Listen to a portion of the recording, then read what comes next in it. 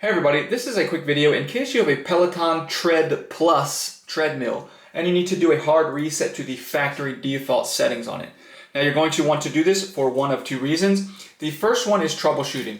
If you're having any issues with this unit not responding, or if the screen is not connecting or not syncing with your devices or pairing or anything like that, a hard reset can fix a lot of these issues.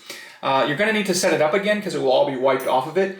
And that's kind of the second reason you might want to do this. If for whatever reason you want to set this treadmill up as a new treadmill somewhere, we can go ahead and do that with this hard reset.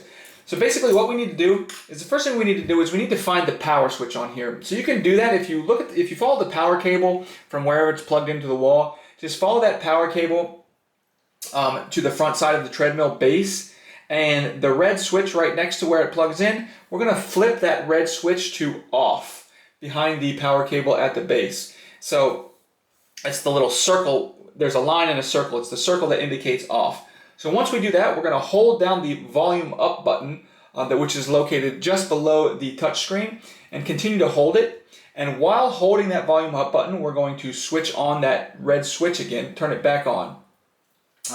So once that happens, when the touchscreen will then come on. And once that comes on, then you can release the volume up button.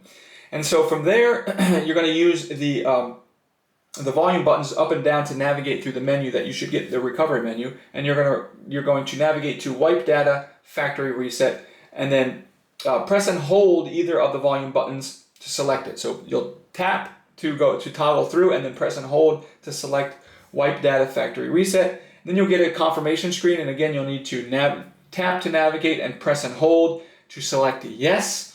And then once everything is wiped off, then again you can use, it'll come back up with reboot system now. You can use the arrows to navigate to reboot system now, and press and hold again to select reboot, and it will reboot the system, and you can go ahead and set it up as new.